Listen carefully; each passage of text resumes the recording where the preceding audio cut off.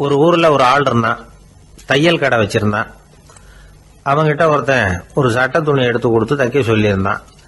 வர்ற சனிக்கிழமை வா வந்து வாங்கிட்டு போ அப்படின்னு அவன் சொல்லியிருந்தான். அதே மாதிரி இவன் வந்தான். அவன் தச்சு வச்சிருந்த சட்டையை கொடுத்தான். இவன் வாங்கி அங்கேயே போட்டு பார்த்தான். கை நீளம் ஒன்றுக்கு ஒன்று வித்தியாசமா இருந்தது. வலது கை இடது பக்கத்தை விட நீளம் குறைச்சலா இருந்தது. அவன் முணுமுணுக்க ஆரம்பிச்சுட்டான். என்ன இது இப்படி தைச்சுட்டியேன்னு. இதுக்கு அவன் சொன்னான், ஐயோ இதுக்காகவா சங்கடப்படுறீங்க, வலது கையை மட்டும் கொஞ்சம் உள்ள இழுத்தாப்புல வச்சுக்கிட்டீங்கன்னா சரியா போகுது. மற்றபடி அந்த சட்டையில உள்ள கலை அம்சத்தை கவனிங்க, எவ்வளவு அற்புதமா தைச்சிருக்கேன் பாருங்க. ஒரு சின்ன குறைய இப்படிலாம் பொருட்படுத்த வேண்டியதில்லை. நான் சொன்னது மாதிரி கையை கொஞ்சம் உள்ள இழுத்தது மாதிரி வச்சுக்கிட்டு நடந்து போங்க, ஜோரா இருக்கும் அப்படின்னா. அவனும் யோசிச்சு பார்த்தான். சரியான யோசனையா தான் தோணுச்சு. கொஞ்சம் முயற்சி பண்ணி வலது கையை கொஞ்சம் உள்ள இழுத்து சட்டை சரியா இருக்கிறது மாதிரி பண்ணிட்டான். இப்ப மறுபடியும் ஒரு பிரச்சனை. வலது கையை உள்ள இழுத்த மாதிரி அப்படியே வச்சுக்கிட்டதும் முதுகு பக்கம் கொஞ்சம் துணி தளர்த்தியா தொங்குறது மாதிரி தெரிஞ்சது. என்ன இது, முதுகு பக்கம் துணி குவிஞ்சுட்டுதே தொங்குதே அப்படின்னா மறுபடியும், அடடா இதுக்காகவா கவலைப்படுறீங்க, உடம்ப அதுக்கு தகுந்த மாதிரி கொஞ்சம் வளைச்சிக்கிட்டா சரியா போடுது. இதுக்காக அந்த அழகான தையலை பிரிச்சு அதுல உள்ள கலை அம்சத்தை கெடுக்கிறதுக்கு என் மனசு இடம் தரல. எவ்வளவுக்கு தளர்த்தியா இருக்கோ அவ்வளவுக்கு கொஞ்சம் உடம்ப வளைச்சி அப்படி குனிஞ்சது மாதிரி போங்க போதும் அப்படின்னா. அதுவும் நல்ல யோசனையா தான் பட்டுது இவனுக்கு. சரின்னு சொல்லிவிட்டு புறப்பட்டான். தெருவில் இறங்கினான். கையை கொஞ்சம் உள்ள இழுத்தான். உடம்ப கொஞ்சம் முன்னால வளைச்சான். சட்டைக்கு தகுந்த மாதிரி உடம்ப பண்ணிக்கிட்டான். மெதுவா நடந்து போறான். இப்போ எதிரில் இன்னொருத்தன் வரான். இவனை பார்க்கறான். இவன் போட்டிருக்கிற சட்டையை பார்க்கறான். ஆஹா அற்புதம்ங்கிறான். சும்மா சொல்லக்கூடாது, ரொம்ப நல்லா இருக்கு நிச்சயமா. இது இந்த ஊர் மேல தெருவில் இருக்கிற ஒருத்தன் இருக்கானே, அவன் தைச்சதா தான் இருக்கணும் அப்படின்னா. இதை கேட்டதும் அவனுக்கு ஆச்சரியம். எப்படி அவ்வளவு கரெக்டா கண்டுபிடிச்சிங்க அப்படின்னு கேட்டிருக்கான். இதுக்கு அந்த வழிபோக்கன்னு சொன்னானா, அவன் ரொம்ப கெட்டிக்காரன். உங்களை மாதிரி உடம்பும் கையும் வளைஞ்சு போன ஒரு ஆசாமிக்கு அவனை தவிர வேற யாராலேயும் இவ்வளவு பொருத்தமான ஒரு சட்டையை தைக்க முடியாது அப்படின்னானா. பாருங்க, அவனுக்காக இவன் அனுசரிக்க போய் இவனோட நிலைமை எப்படி ஆயிடுது பாருங்க. இதே மாதிரிதான் சில சடங்குகளும் சம்பிரதாயங்களும் நம்மளை கோமாளி ஆக்கி விட்டுரும். எதுவா இருந்தாலும் அதுல அறிவுபூர்வமான அணுகுமுறை அவசியம். ஒரு நர்ஸ் அவசரமா ஓடி டாக்டர் கிட்ட சொல்லிச்சான், டாக்டர் ஒரு தப்பு நடந்து போச்சு, 10ஆம் நம்பர் பெட்ல இருக்கிற பேஷண்ட்டுக்கு காலில் ஆபரேஷன் பண்றதுக்கு பதிலாக கையில் ஆபரேஷன் பண்ணி விட்டீங்க. கை ஆபரேஷன் பண்ணிக்க வேண்டிய ஆள் 7ஆம் நம்பர் பெட்ல இருக்கார் அப்படின்னு தான்.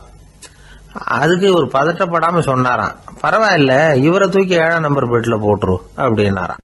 வங்க நாவலாசிரியர் சரத் சந்திரர் ஒரு நண்பர் அவர்கிட்ட வந்தார். வழக்கமா எல்லா எழுத்தாளர்கள்கிட்டையும் கேட்கிற ஒரு கேள்வியை கேட்டார். நீங்க எழுத்துத்துறைக்கு வந்தது எப்படி, இதுதான் கேள்வி. அதை தெரிஞ்சு என்ன பிரயோஜனம்னார் சரத் சந்திரர். சும்மா சொல்லுங்களேன் தெரிஞ்சுக்கிறேன் அப்படின்னார் வந்தவர். சரி சொல்றேன்னு ஆரம்பிச்சார். நான் ரங்கூன்ல வேலை பார்த்துக்கிட்டு இருந்தேன். சம்பளம் பத்தல.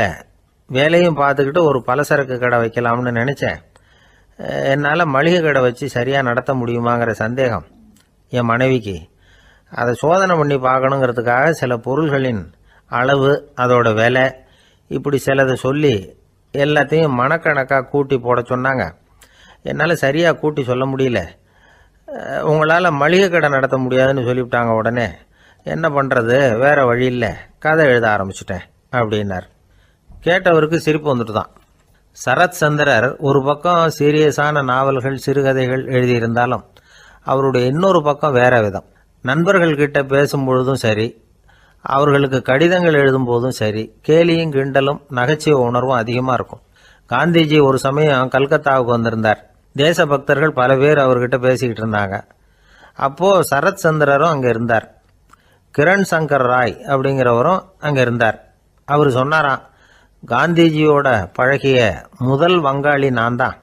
போயர் யுத்த காலத்துல இவர் லண்டனுக்கு வந்திருந்தப்போ என்கிட்ட தான் வங்காள மொழி கத்துக்கிட்டார் அப்படின்னாராம். உடனே சரத் சந்திரர் காந்திஜியை பார்த்து, இவர் உங்களுக்கு வங்காள மொழி கத்து கொடுத்தது உண்மைதானா அப்படின்னாராம். ஆமான்னாராம் காந்தி. அதனாலதான் உங்களால வங்காள மொழி கத்துக்க முடியல அப்படின்னாராம். எல்லாரும் சிரிச்சாங்களாம். சரத் சந்திரர் சாம்தாபேர் அப்படிங்கிற கிராமத்தில் தங்கியிருந்தார். ஒரு இலக்கிய நிகழ்ச்சியில் கலந்துக்கிறதுக்காக. அதுக்காக ஒரு கல்கத்தாவுக்கு போக வேண்டிய சூழ்நிலை. அதுக்காக புறப்பட்டார். அந்த சமயத்தில் பின்னாடி இருந்து யாரோ அவரை கூப்பிட்டாங்க. இப்படி கூப்பிட்டவரை பார்த்து இன்னொருத்தர் யாரோ அதட்டி இருக்கிறாங்க. போகிறவரை ஏன் இப்படி கூப்பிடுறீங்க அப்படின்னு. ஏன் கூப்பிட்டா என்னன்னு கேட்டிருக்கார் சரத் சந்திரர். புறப்படுறவங்கள பின்னாடி இருந்து கூப்பிடுறது அபசகனம், போகிற இடத்துல ஏதாவது ஆபத்து வரலாம் அப்படின்னு அதுக்கு விளக்கம் கொடுத்துருக்கிறார் அவர். உடனே சரத் சந்திரர் சொன்னாராம், இதோ இவங்க என்ன இலக்கிய கூட்டத்துக்கு அழைச்சிட்டு போகிறாங்களே, இதை விட வேற என்ன ஆபத்து வந்துட போகுது அப்படின்னாராம். இப்படி சரத் சந்திரருக்கு இயல்பாகவே நகைச்சுவை உணர்வு உண்டு. அவருடைய நண்பர் ஒருத்தர் வீட்டுக்கு கூப்பிட்டுருந்தார். அங்கே ஒரு கச்சேரிக்கு ஏற்பாடு பண்ணியிருந்தாங்க. சரத் சந்திரருக்கு இயல்பாகவே கச்சேரியில் நீண்ட ஆலோசனையெல்லாம் கேட்கறதுக்கு பொறுமை இருக்காது. அதனால் மெதுவாக பாட போகிறவர் எப்படி அப்படின்னு கேட்டிருக்கார். அவருக்கு ரொம்ப நல்லா பாட தெரியும் அப்படின்னு சொல்லியிருக்கிறாங்க.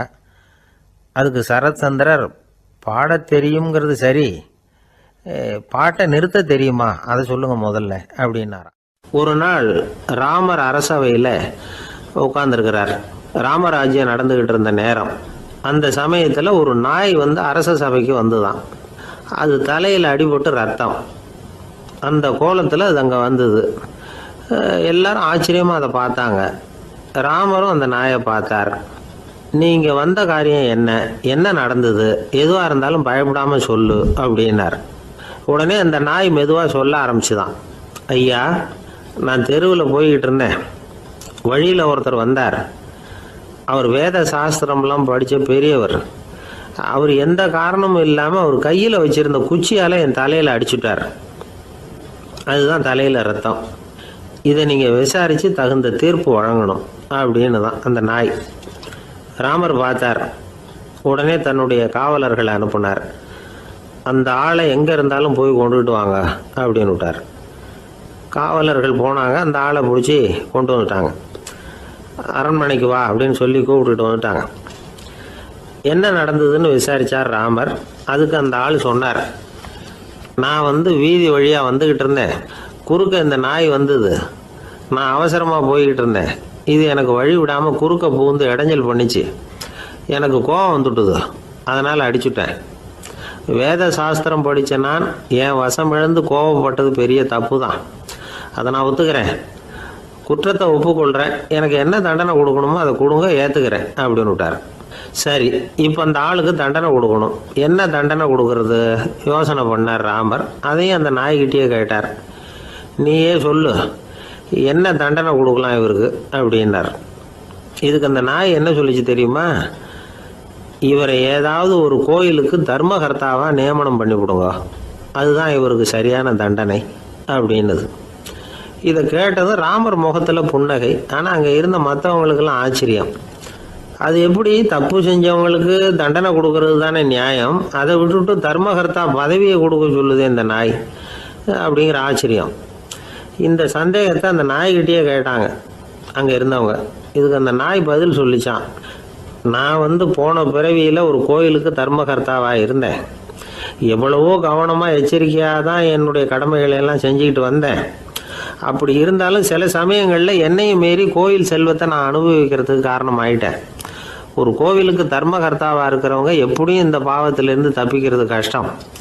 அதனால தான் நான் இந்த பிறவியில் நாயாக பிறந்து இப்படி கஷ்டப்படுறேன். இதே நிலைமை இந்த ஆளுக்கும் ஏற்படணும் அப்படிங்கிறதுக்காக தான் அவரையும் ஒரு கோயிலுக்கு தர்மகர்த்தாவை நியமிக்கும்படி கேட்டுக்கிட்டேன் அப்படின்னு தான் இந்த நாய். இதிலேருந்து என்ன தெரியுது? எந்த பதவியில் நாம் இருந்தாலும் நமக்கு தெரியாமல் கூட அதை தவறாக உபயோகப்படுத்தக்கூடாதுங்கிறத இதிலேருந்து புரிஞ்சுக்கணும். இல்லைன்னா அடுத்த பிறவியில் நாயாக பிறந்து எங்கேயாவது போய் வாழை ஆட்டிட்டு நிற்க வேண்டியது தான். கோவில் வாசலில் 2 நாய் பேசிக்கிட்டு இருந்துதான். போன ஜென்மத்தில் நான் மனுஷனாக தான் இருந்தேன். ஒரு கோவில் பூசாரி பேச்சை கேட்டுவிட்டு அவரோட கூட்டு சேர்ந்துக்கிட்டு ஆண்டவன் போட்டிருந்த நகையெல்லாம் அபகரித்து என்கிட்ட கொடுத்தாரு அவர். நான் எடுத்துகிட்டு வந்துட்டேன். திருடினது அந்த ஆள் தான், எடுத்துக்கிட்டு வந்தது தான் நான். இருந்தாலும் நான் மட்டும் நாயாக பிறந்துட்டேன். இப்போ மட்டும் அந்த பூசாரி என்கிட்ட மாட்டினா கடித்து குதறி விடுவேன் அப்படின்னு தான். அவசரப்பட்டு அப்படி செஞ்சுடாதே. பதிலுக்கு அவரும் உன்னை திருப்பி கடித்தாலும் கடிச்சிருவார். ஏன்னா அவரும் இப்போ ஒரு நாயாக தான் பிறந்திருக்கிறார் அப்படின்னு தான் இன்னொன்று. அது எப்படி உனக்கு தெரியும்னு தான் இது. நான் தானே அது அப்படின்னு தான் அந்த நாய். ஒருத்தர் ஓடி வந்தார். இன்னொருத்தரை பார்த்து, சார் உங்கள் சைக்கிளை ஒரு நாள் இரவல் கொடுங்களேன், பக்கத்து ஊருக்கு போயிட்டு வர வேண்டியிருக்கு அப்படின்னார். இவர் சைக்கிளை கொடுத்து பத்திரமா கொண்டுகிட்டு போங்கன்னார்.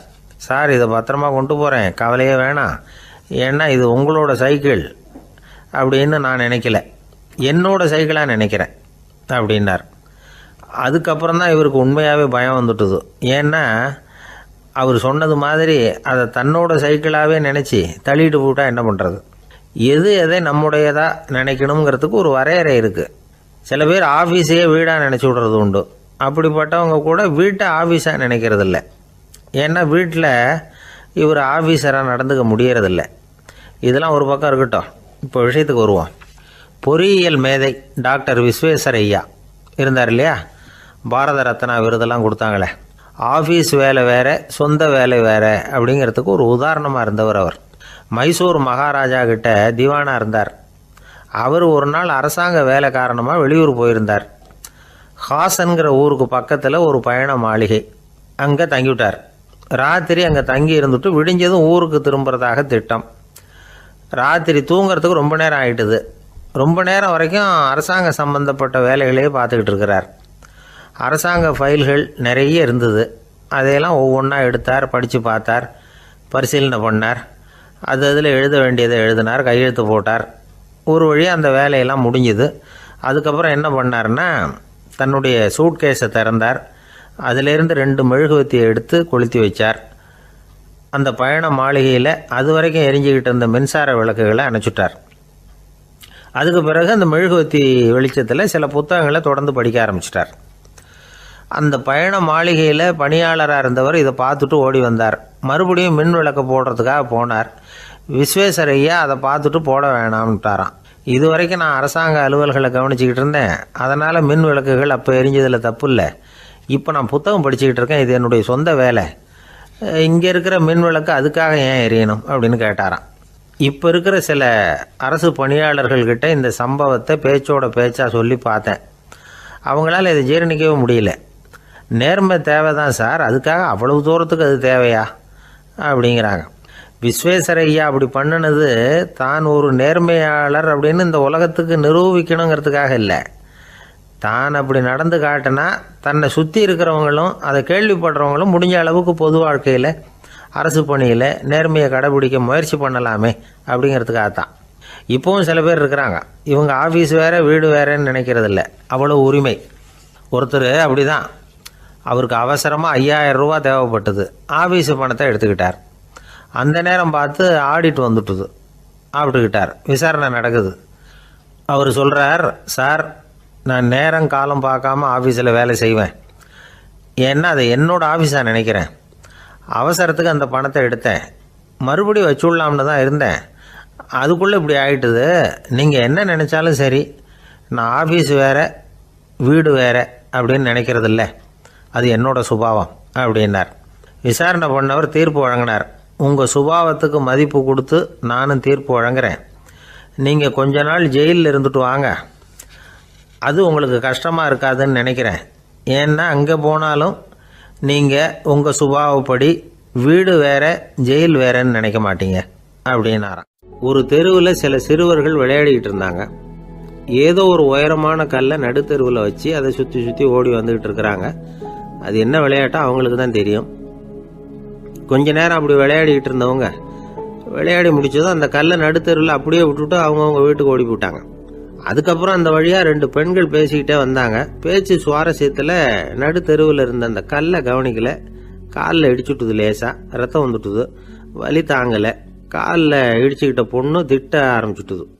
வர வர ஊர் உலகம் ரொம்ப கெட்டு போச்சு, யாருக்கும் பொறுப்பே கிடையாது பாரு, இப்படி நடுத்தெருவில் பொறுப்பு இல்லாமல் இப்படி கல்லை போட்டு வச்சுருக்கிறாங்களே, இது நியாயமா அப்படின்னு சொல்லி இந்த சமூகத்தை கடுமையாக விமர்சனம் பண்ணிக்கிட்டு அவங்க போயிட்டாங்க. கொஞ்ச நேரம் கழித்து ஒரு வாலிபன் அந்த வழியாக வந்தான். அந்த கல்லை பார்த்தான், நின்னான், ஒரு நிமிஷம் யோசனை பண்ணான், என்ன பண்ணலாம்னு பார்த்தான். தன்னுடைய வீரத்தையும் பலத்தையும் காட்டணும்னு நினச்சான். பின்னாடி போனான். அப்புறம் வேகமாக ஓடி வந்து ஒரு சின்ன ஹை ஜம்ப் அப்படியே துள்ளி குதிச்சான். துள்ளி குதித்து தாண்டி அந்த பக்கமாக போய் விழுந்தான். அப்படியே விசில் அடிச்சுக்கிட்டு அவன் பாட்டுக்கு நடந்து போகிறான். அடுத்தபடியாக ஒரு காதல் ஜோடி அந்த வழியாக வந்தது.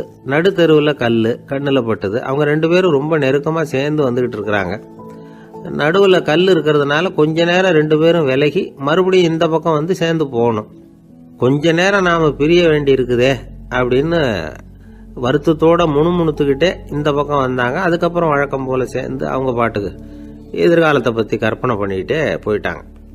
கடைசியாக அந்த வழியாக பார்வை இல்லாத ஒருத்தர் வந்துக்கிட்டு இருக்கார். அவர் கையில் வழக்கமாக வச்சிருக்கிற அந்த ஊன்றுகோல், கையில் இருக்கிற அந்த ஊன்றுகோலால் தனக்கு முன்னாடி அப்படியே தட்டிக்கிட்டு பார்த்துக்கிட்டே அவர் மெதுவாக நடந்து வந்துக்கிட்டு இருக்கிறார். வழியில் இருக்கிற அந்த கல் தட்டுப்பட்டுது. உடனே நடுத்தெருவில் ஒரு கல் இருக்குங்கிறத அவர் புரிஞ்சுக்கிட்டார். உடனே குனிஞ்சார். அந்த கல்லை தடவி பார்த்து எடுத்தார். தெரு ஓரமாக கொண்டுட்டு போய் போட்டார். அதுக்கப்புறம் அவர் பாட்டுக்கு அவர் வழியில் நடந்து போனார். இப்போ இதில் பல பேர் வந்தாங்க போனாங்க. இவங்களில் பார்வை உள்ளவங்க யார், பார்வை இல்லாதவங்க யார்? இப்படி ஒரு கேள்வி கேட்டால் என்ன பதில் சொல்ல முடியும்? கொஞ்சம் யோசிச்சு பார்த்தா இன்னைக்கு பல பேர் இப்படி தான் இருந்துகிட்டு இருக்கிறோம். ஒரு ஆள் பார்க்கறதுக்கு பெரிய மனுஷன் மாதிரி இருக்கார். ஒரு தெரு வழியாக நடந்து வந்துகிட்டு இருந்தார். இருட்டு நேரம். வழியில் ஒரு பெரிய கல் கிடந்தது, கருங்கல். பார்த்தார். கொஞ்ச நேரம் யோசிச்சார். போய் தூக்கி பார்த்தா ரொம்ப கனமாக இருந்தது. இன்னொரு ஆள் சேர்ந்தாதான் தூக்க முடியும். இவர் உடனே ரோட்டோரமாக போய் ஒரு மரத்தடியில் உட்காந்துக்கிட்டார். 2 பக்கமும் பார்த்துக்கிட்டே இருக்கார், யாராவது வர்றாங்களான்னு. கொஞ்ச நேரத்தில் ஒருத்தர் வந்தார். இவருக்கு தெரிஞ்சவர். என்னங்க இந்த நேரத்தில் இங்கே உட்காந்துருக்குறீங்கன்னு கேட்டார் அவர். அதோ அந்த கருங்கல் அப்படின்னு சுட்டி காட்டினார். ஓ, அதை தூக்கி ஓரமாக போடணுமா? வாங்க 2 பேரும் தூக்கலான்னார் வந்தவர். நான் அதுக்காக உட்காந்துருக்கலன்னார் இவர். பின்ன வேற எதுக்காகன்னார் அவர். ஒரு மனுஷன் கருங்கல்லில் காலை இடிச்சுக்கிட்டான்னா எப்படி துள்ளுவான்னு பார்க்கணுங்கிறது எனக்கு ரொம்ப நாளாக ஒரு ஆசை. அதுக்காக தான் உட்காந்துருக்கிறேன் அப்படின்னார். ஒரு ரயில் போய்கிட்டு இருக்கு. அதில் ஒரு பெரியவர் பிரயாணம் பண்ணிட்டு இருக்கிறார்.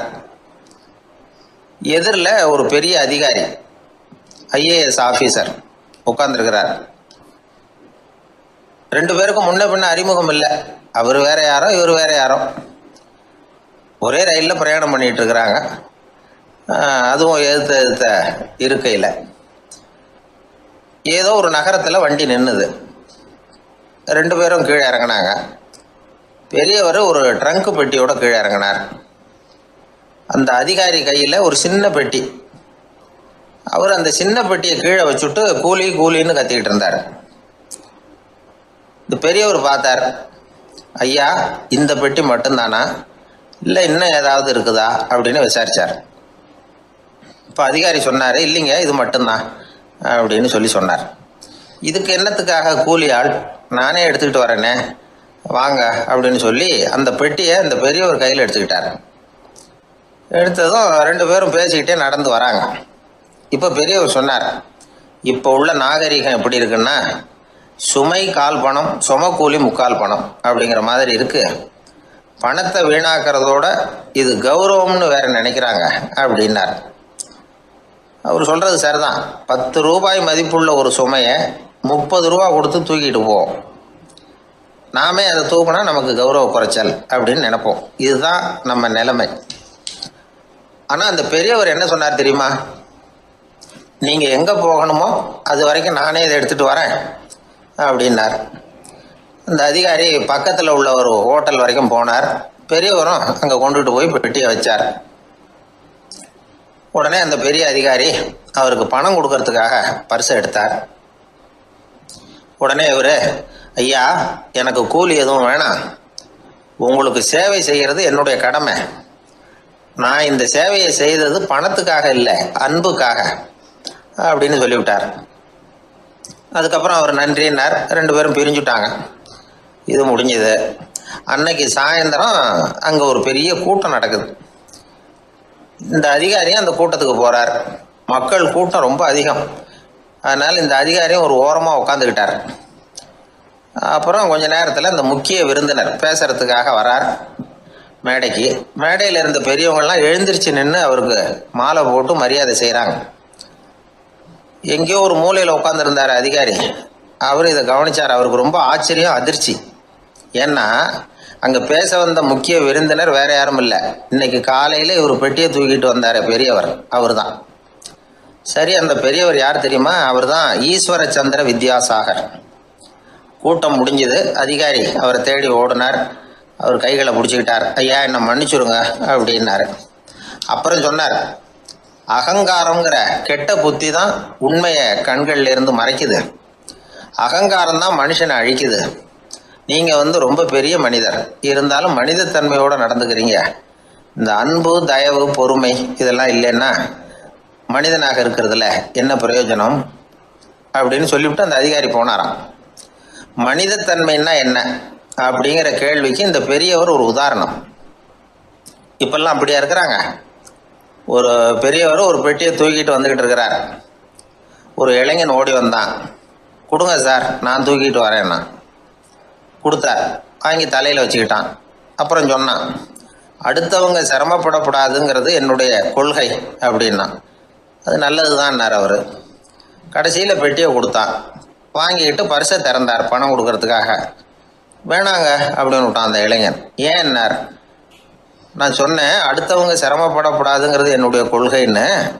அதனால் உங்களுக்கு சிரமம் கொடுக்கக்கூடாதுங்கிறதுக்காக வரும்பொழுது நானே உங்கள் பர்ஸை எடுத்து வேணுங்கிற பணத்தை எடுத்துக்கிட்டு திருப்பி உங்கள் பாக்கெட்லேயே போட்டுட்டேன் அப்படின்னா. இப்படி இருக்குது இந்த காலம். அதனால் வாழ்க்கையில் அன்பு, தயவு, பொறுமை இதெல்லாம் ரொம்ப அவசியம் அப்படிங்கிறத நாம் புரிஞ்சுக்கணும். ஒரு விஞ்ஞானி இருந்தார். அவர் பேர் என்னன்னா ஹோ, இதுதான் அவர் பேர். ஒரு ஊசியை கண்டுபிடிக்கணும், அதுக்காக அவர் ரொம்ப காலமாக தலையை பிச்சுக்கிட்டு ஆராய்ச்சி பண்ணிக்கிட்டு இருந்தார். அது என்ன ஊசி தெரியுமா? இந்த தையல் மிஷினில் இருக்குல்ல, அந்த ஊசி தான். அவருக்கு பிடிபடாமல் இருந்த விஷயம் என்னன்னா, அந்த ஊசியோட கூர்மையான பாகத்தில் நூலை எப்படி கோக்கிறது, அது எப்படி சேர்க்கறது. அதில் மற்ற ஒரு பாகம் மிஷினுக்கு உள்ளே போயிடுது. அதனால் அந்த பாகத்தில் சாதாரணமாக மற்ற ஊசியில் நாம் செய்கிறது மாதிரி நூலை கொண்டு போய் நுழைக்க முடியாது. அப்படியே நுழைச்சாலும் தைக்கிறது எப்படி, அது முடியாத காரியம். இதுதான் அவருக்கு இருந்த பிரச்சனை. ரொம்ப நாள் யோசனை பண்ணி பார்த்தார். தையல் மிஷின் ஊசியோட வடிவ அமைப்பு அவருக்கு புலப்படலை. ராத்திரி பகலா அதே ஞாபகமா இருந்தார். ஒரு நாள் அவர் தூங்கிக்கிட்டு இருக்கிறார். அப்போ ஒரு கனவு வந்தது. எப்படின்னா, அந்த கனவுல அவரை ஒரு மலைஜாதி மக்கள் புடிச்சிட்டு போயிடுறாங்க. கொண்டுட்டு போய் ஒரு இடத்துல கட்டி போட்டுடுறாங்க. அந்த மலைஜாதி மக்களோட அரசன் ஒருத்தன் அவன் வர்றான். அவரை பார்த்து ஒரு உத்தரவு போடுறான். என்ன உத்தரவு தெரியுமா? பொழுது சாயறதுக்குள்ள நீ தையல் மிஷின் ஊசியை கண்டுபிடிக்கணும். அப்படி கண்டுபிடிக்கலன்னா உன் தலையை வெட்டி விடுவோம். இதுதான் அந்த அரசன் போட்ட கட்டளை. இவருக்கு என்ன பண்றதுன்னு ஒண்ணுமே புரியல. திருதுன்னு முழிக்கிறார். இந்த நேரத்துல அந்த மலை ஜாதியினர் அவரை சுத்தி சுத்தி பயங்கரமா முழிச்சுக்கிட்டு டான்ஸ் ஆடுறாங்க. தன்னை சுத்தி சுத்தி ஆடிக்கிட்டு வர்றவங்களை ரொம்ப பயத்தோட அவர் பாக்குறார்.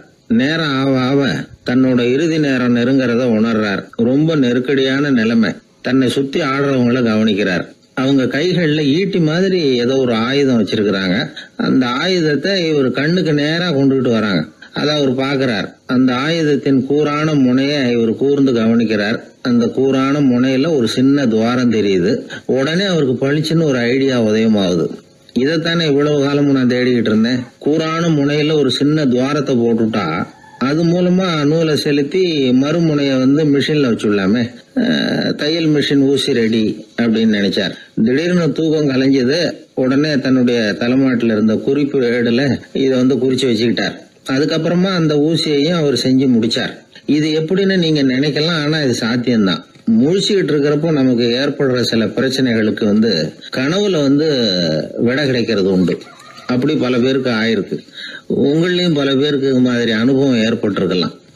எந்த ஒரு செயலை பத்தி நினைக்கிறப்போ அந்த செயல் நம்ம நினைவுல ஒரு நல்ல வடிவம் பெறுது.